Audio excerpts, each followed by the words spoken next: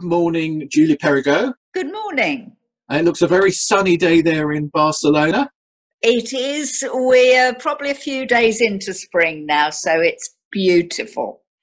Let's talk about, and here's my copy, winners in the second half.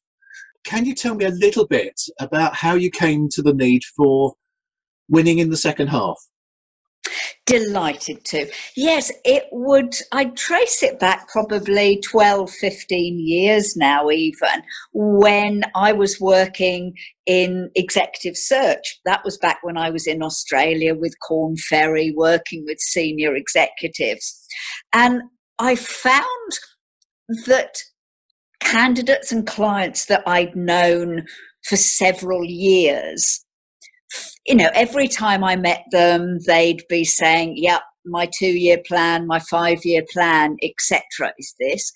And then somehow I was beginning to notice that once they hit their 50s, they really changed on that. When I said, so what's your 2 or 5-year plan? They were a bit like rabbits in headlights. You could see that was getting more indistinct, a bit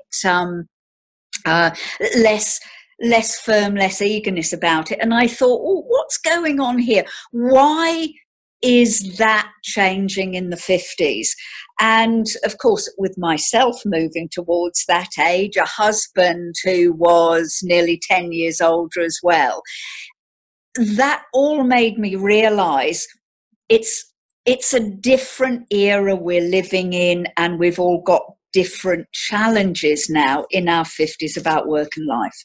What exactly is the second half?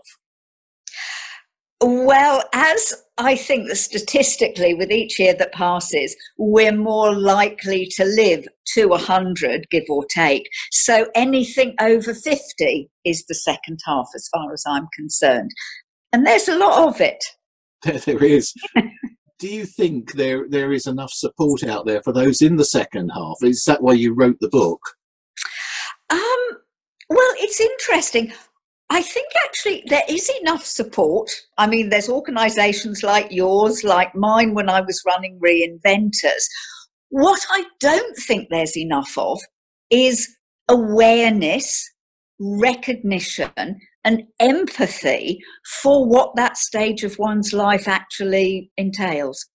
It's an interesting stage. I mean, you talk about transition into the second half not being about transition into retirement, but more a transition into reinvention. Do you want to talk a little bit more about that? Absolutely, because whilst I was thinking and, sort of getting my head around talking to you today, I realised that I think is the crux. The obvious part of reinvention is, what do you want to do going forward? Is it something new? Is it something you want to go back to and explore that you didn't before? Is it just a sort of a smorgasbord of things you want to try? Those are sort of the obvious bits of reinvention. But before you get to that stage, I think that there's a lot about reinvention that's about unlearning. It's getting rid of self-limiting beliefs. It's questioning the sort of role models or attitudes that are prevalent. I think you've got to do a fair bit of unlearning in the reinvention stage before you can really find what you want to do going forward. That's really interesting, the sort of unlearning piece. I mean, when you've worked with individuals, have you found quite a lot of this? Absolutely. And, call it unlearning, call it self-limiting beliefs. There's the attitude that even takes, people by surprise. I found myself doing it too. Oh, at this age, I can't. Or at this age, they wouldn't let me. And you go, stop up short. I need to question that.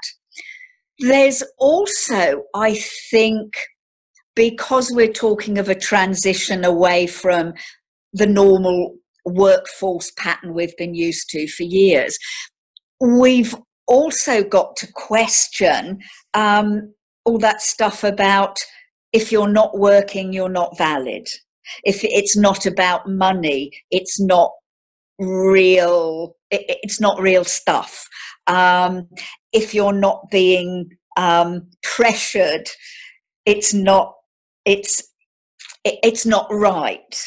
So and you know, that's what we've been fed during our work life, especially, you know, the more middle management, senior management. Pressure is great. Intellectual stimulation, which can often be just manipulation for getting you to work further hours. It's all about that. And then what I've found with a lot of individuals, when they either choose or perhaps are pushed into the reinvention phase, they find it quite guilt-making to have time to, dare I say it, start enjoying themselves. Because a lot of what we're brought up to think is, if you're enjoying it, it can't be good, it can't be real, it can't be successful. It's interesting what you say about validation there. I mean, I know in the book you talk about where do I go from success.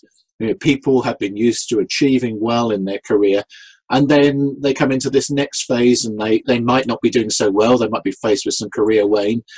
And as you say, you know, there are certain expectations put on us and we have to unlearn them. Okay, can you talk a bit more about that? Where do I go from success? Yes, because, I mean, there are loads of things to consider in that there's that sort of often enforced wind down period, or wane, as you say, in the 50s, where somebody who's been used to climbing the ladder suddenly finds they're plateauing. They're not being offered the opportunities they were. It becomes a vicious circle. They lose a bit of confidence, and the longer they're plateaued, the more likely they are to be perceived as, they've lost their drive, you know, they're not going as hard as they were. No, of course they're not, because they're not being given the new opportunities and responsibilities. So there's that kind of wind down, that wane.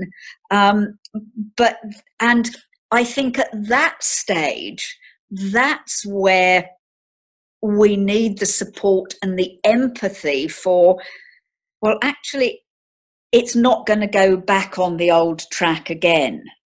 So how are we going to shape the future? So that's really the big question, you know, how do we shape the future? So what are the key challenges of this second half in shaping this new future? Well, that word shaping itself, when you look at most people's careers, it's not so much their own choice. They're often offered promotions, or they're pushed into another job because of restructuring and redundancy. Probably for the first time in 30, maybe 40 years, it's an opportunity to go, well, I've got the chance to shape this. And in fact, if I don't shape it, nobody else will. And how you choose to do that, and I think what you mentioned about support, I do hope that perhaps our generation will have more empathy, more support for helping people shape, because, you know, we're not finished yet. No, we're definitely not. I know in the book you're very strong on having a game plan, which is something we share. I really do believe that if you want to be successful, you need to know where you're going. So do you want to talk a little bit more about why creating a game plan is important? Well, because I think also a lot of people are familiar with having some sort of 2 or 5 year plan. But they tend to throw it out when it looks like the work world might be finishing. And actually, now is a time to look at a game plan even more broadly, about dividing up what areas of your life do you need to concentrate on. What areas do you want to spend more time on, less time on? What areas can you start spending time on at all that you never did before? What are you going to put in there? it's also useful as a communication tool, I think, because if you can have a game plan that you put on paper or on your iPad, it's something you can share with other people to, you know, get their buy-in, get their ideas, etc. Probably one other thing I'd say about the game plan is you've got to be flexible with it.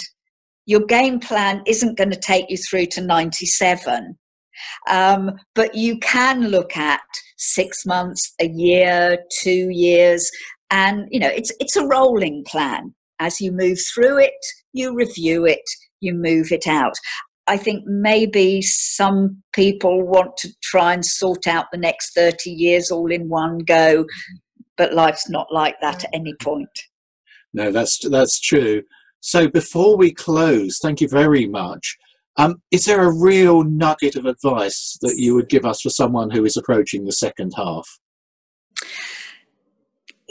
Yes, well, possibly two things.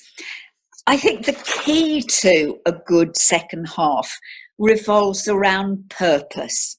Mm-hmm.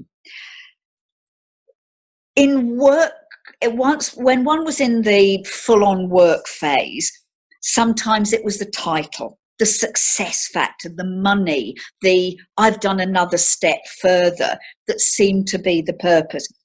I think for a small percentage it was a genuine purpose, and maybe for a lot of others it was a pseudo purpose, and their real purposes and yearnings in life were outside, or perhaps were being hindered by being at work. So the second half, I would say, is about refinding that purpose. Is it building a legacy? Is it going back to something you always enjoyed? For me at the moment, it's teaching and coaching. Is it about developing spirituality? Is it about family and community? Some sort of purpose. And the more I thought about purpose should not be a chore, it should be an enjoyment. And I think that's also one of the challenges for us in the second half, to allow ourselves freedom to enjoy this time we've earned and to enjoy the new things we're getting involved in. Thanks for joining us on the Indie Interview. For more information, tools, or to book one of our team to work with you or your business, or if you'd like us to speak at your event or conference, visit imnotdoneyet.co.uk. If you have any questions or comments, please email us at andrew@imnotdoneyet.co.uk. Please do follow or like us on Facebook or Instagram.